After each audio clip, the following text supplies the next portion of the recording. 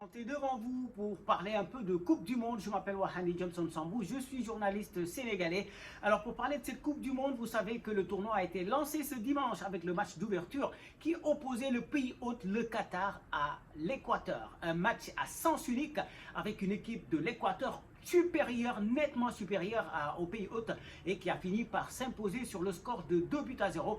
Les buts ont été marqués en première période par un excellent Ener Valencia, d'abord sur penalty puis sur une tête imparable pour le gardien qatari.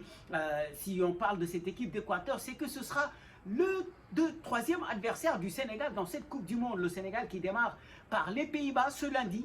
Alors on essaiera un peu de voir comment les Sénégalais peuvent-ils s'en sortir avec tous les deux équipes, parce que si on considère un peu le pays hôte, le Qatar, par rapport à ce qu'ils ont montré aujourd'hui, apparemment c'est parti pour être le faire-valoir dans cette poule. Maintenant, les principaux rivaux du Sénégal restent les Pays-Bas qui, à mon avis, est le favori principal de ce groupe, même si on vient au Qatar avec le statut de champion d'Afrique. L'absence de Sadio Mané va certainement peser, mais à mon avis, c'est ce que je pense. Je ne sais pas ce que vous en pensez, vous pouvez juste laisser un commentaire sur, en tout cas, les chances du Sénégal de s'en sortir de cette poule.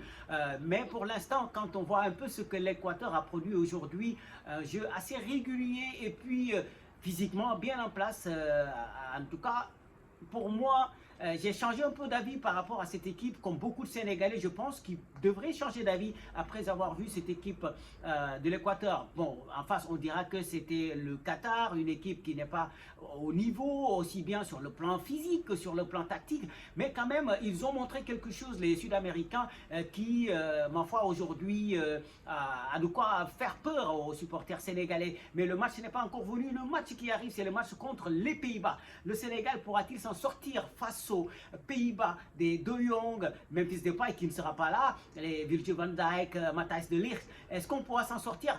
La réponse ce sera demain. Mais d'après vous, que vaut ce Sénégal sans Sadio Mané? Moi, j'ai l'habitude de dire que avec Sadio Mané, voilà, le Sénégal est une équipe du top, mais sans Sadio Mané, il y a quelque chose qui diminue. Maintenant, on va voir quels seront les joueurs justement qui pourront faire sortir cette équipe du Sénégal, en tout cas de ce piège hollandais, parce que ça va être un match intense, comme on le sait. L'équipe des Pays-Bas, avec son football soyeux, de très bons joueurs à chaque génération, même si Memphis Depay ne sera pas là. En tout cas, c'est une très bonne équipe avec des joueurs qui ont du métier, qui vont certainement poser beaucoup de problèmes à cette équipe du Sénégal.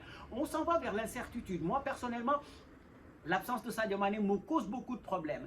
Maintenant, il y a des joueurs qui sont dans la tanière comme Ismaïla Sarr, Crépin Diatta, mais je me focalise surtout sur Ismaïla Sarr qui a toujours été dans l'ombre de Sadio Mané malgré de très belles prestations. Mais cette fois, c'est à lui de prendre ses responsabilités pour pouvoir justement porter cette équipe du Sénégal, mener cette attaque qui faisait peur avec Sadio Mané, mais qui aujourd'hui fait peur du fait de ses capacités justement à pouvoir tenir tête à cette équipe des Pays-Bas. Alors maintenant, ce qu'on va faire, c'est que on va continuer la discussion au niveau des commentaires et on reviendra peut-être pour parler de ce match à proprement dit. Ce sera ce lundi après le coup de sifflet final. Je m'appelle Wahani Johnson Sambou, je suis journaliste sénégalais. À très bientôt.